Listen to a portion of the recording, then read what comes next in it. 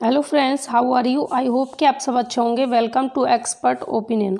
और फ्रेंड्स, आज की वीडियो में हम डिस्कस करेंगे बाल विकास एवं शिक्षा शास्त्र। बाल विकास और शिक्षा शास्त्र जैसे कि सभी टीचिंग एग्ज़ाम के लिए इम्पोर्टेंट है, आप सभी को जानकारी होगी। और अगर आप इस वीडियो को देख रहे हैं तो उम्मीद करती हूँ कि आप टीचिंग एग्ज़ाम से रिलेटेड तैयारी कर रहे होंगे। और फ्रेंड्स, ये वीडियो आपके लिए यूपी टेट, रीट और सभी स्टेट के एस्टेट, कोई भी टेट हो, सभी के लिए हेल्पफुल रहने वाली है, क्योंकि बाल विकास और शिक्षा शास्त्र से सभी में क्वेश्चन पूछे जाते हैं। तो स्टार्ट करेंगे इस वीडियो को। वीडियो पसंद आए, हेल्पफुल लगे, क्वेश्चन की क्वालिटी अच्छी लगे और मेरा डिस्कशन अगर आपको पसंद आए तो लाइक शेयर करना। और पीडीएफ फाइल के लिए आप हमारे टेलीग्राम चैनल से जुड़ जाएं। पीडीएफ फाइल आपको सभी सेशन की वहां पर बिल्कुल फ्री ऑफ कॉस्ट प्रोवाइड कराई जाती है।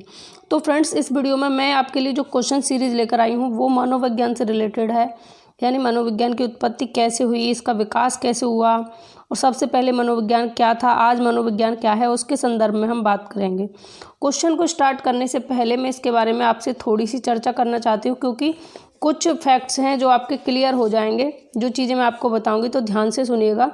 अगर आप ध्यान से सुनेंगे ना मेरी बात को, तो ये जितने भी मैं 15 क्वेश्चन इस वीडियो में डिस्कस करूँगी, कितने 15 क्वेश्चन डिस्कस करूँगी, और आउट ऑफ 15 आपके ठीक होंगे, कंप्लीट सारे क्वेश्चन आप सही कर ले जाएंगे अगर आप मेरी बात को ध्यान से सुनते हैं। तो स्टार्ट करते हैं। मनोविज्ञान, सबसे पहले मनोविज्ञान शब्द की बात यहाँ पर करेंगे, क्योंकि मनोविज्ञान के बारे में ही ये क्वेश्चन सीरीज है। तो मनोविज्ञान है क्या? मनोविज्ञान शब्द, इसको इंग्लिश में साइकोलॉजी के नाम से जानते हैं। क्या कहेंगे इंग्लिश में? इसको साइकोलॉजी कहेंगे, ठीक है।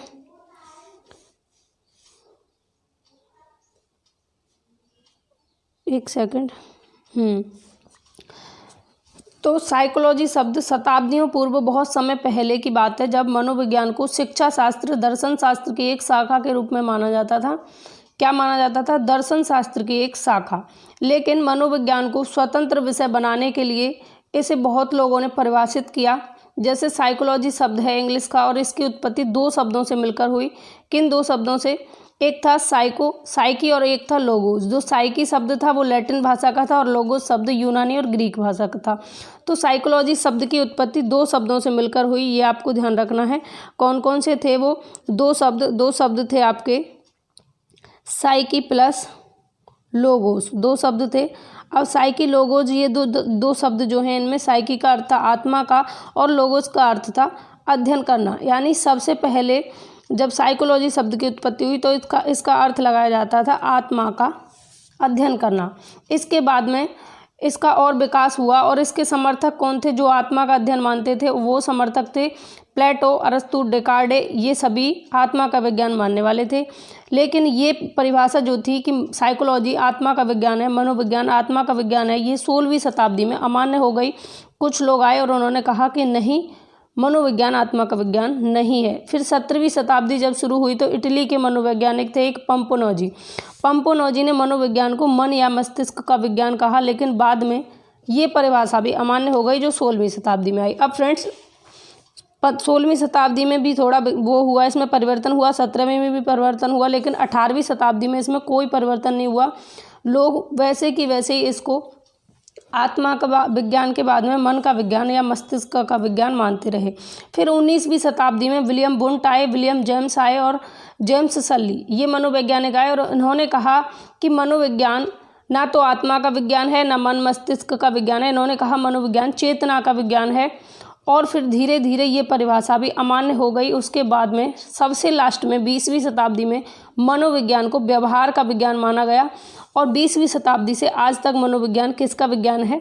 व्यवहार का विज्ञान, क्योंकि व्यवहार के अंतर्गत आपकी चेतना भी इंक्लूड होती है, मन मस्तिष्क भी इंक्लूड होता है और आपकी आत्मा भी इंक्लूड होती है।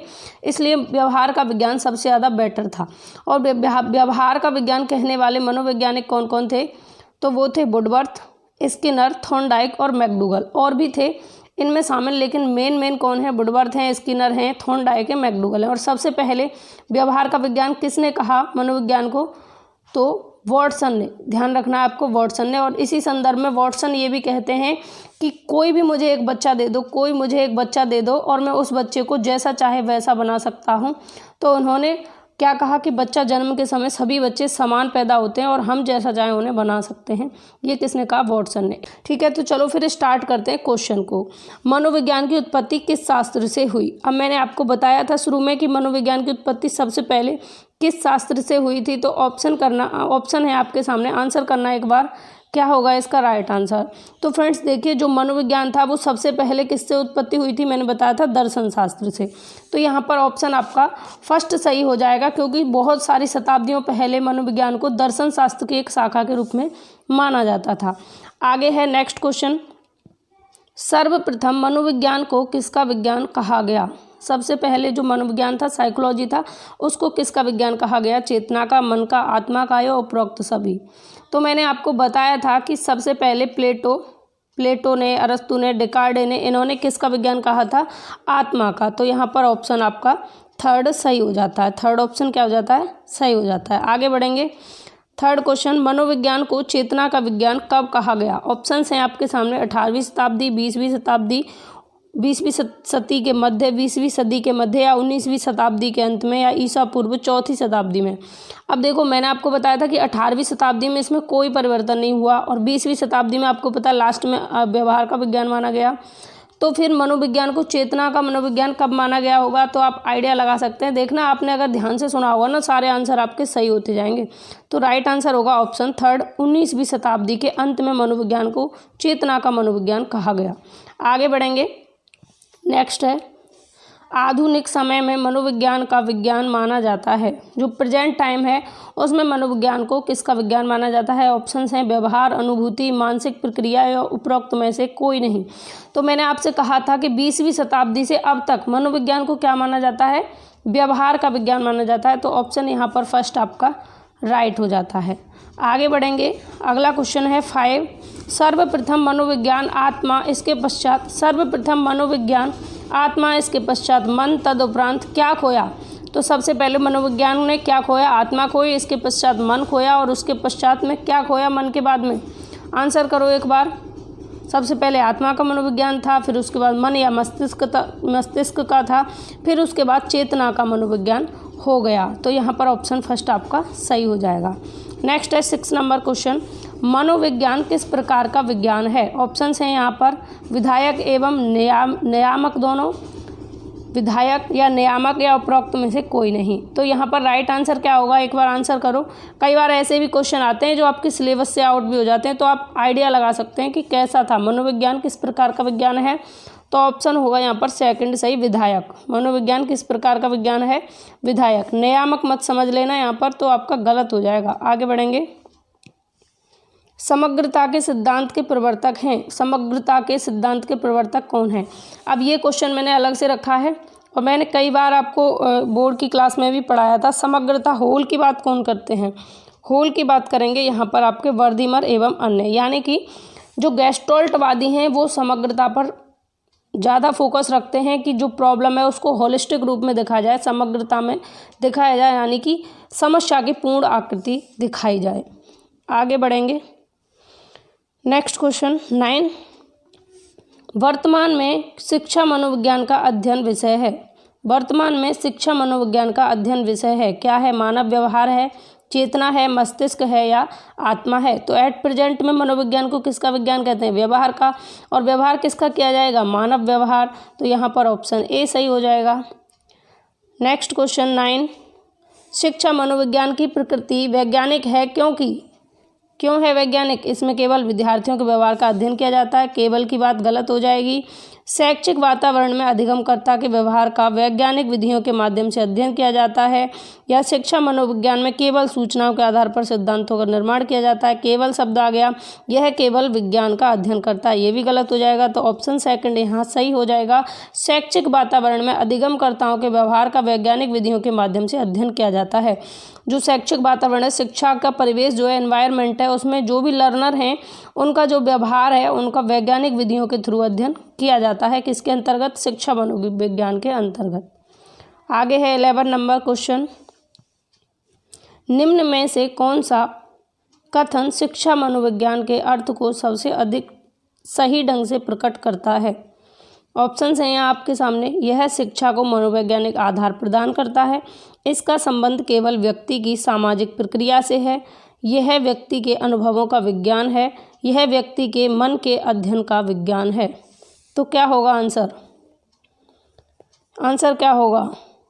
आंसर होगा यहाँ पर ऑप्शन ए। यह शिक्षा को मनोवैज्ञानिक आधार प्रदान करता है। आपको पता है जब शिक्षा मनोविज्ञान नहीं था या मनोवैज्ञानिक सिद्धांत या मनोवैज्ञानिक पद्धति नहीं थी, उससे पहले जो शिक्षा थी वो मनोवैज्ञानिक आधार पर नहीं हुआ करती थी। वो शिक्षक केंद्रित होती थी और गुरुद्वारों में और बड़ी बड़ी व्याख्याओं के साथ में होती थी। लेकिन अब बच्चा केंद्र में रखकर तब शिक्षा कराई जाती है। किसकी वजह से? मनोवैज्ञानिक आधार की वजह से।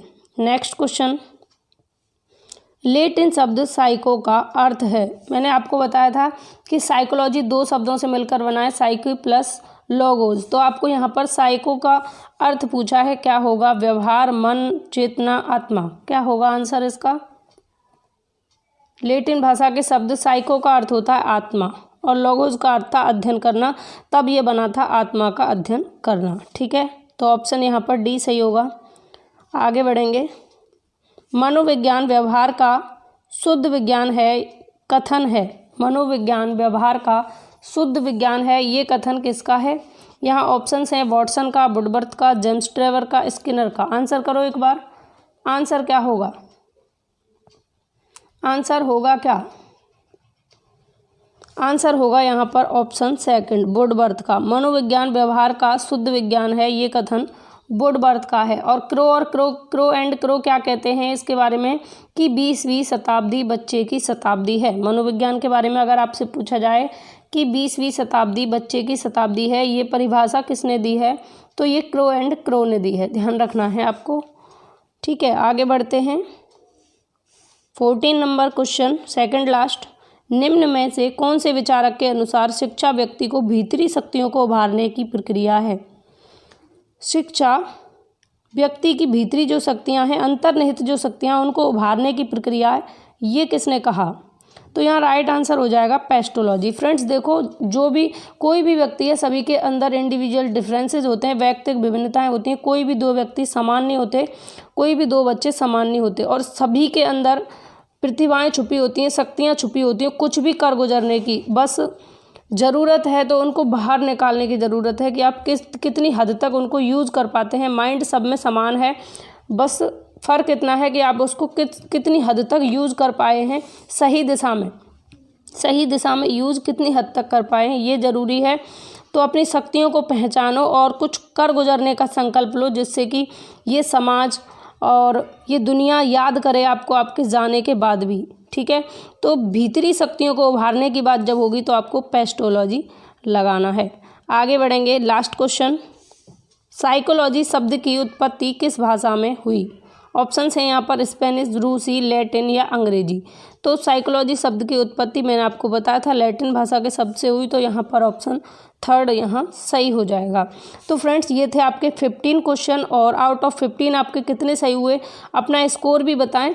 और फ्रेंड्स क्वेश्चन की क्वालिटी कैसी लगी और मेरा डिस्कशन अच्छा लगा हो तो लाइक शेयर करना इस वीडियो में, बस इतना ही। PDF फाइल के लिए आप हमारे टेलीग्राम चैनल को ज्वाइन कर लें अगर आपने अभी तक ज्वाइन नहीं किया है, बिल्कुल फ्री ऑफ कॉस्ट वहाँ पर सभी नोट्स और PDF आपको प्रोवाइड कराई जाती हैं। अभी वहाँ पर ढेरों नोट्स पढ़ें, अगर आप पढ़ेंगे तो बहुत आपके लिए हेल्पफुल रहेंगे। Bye bye, take care, have a nice day.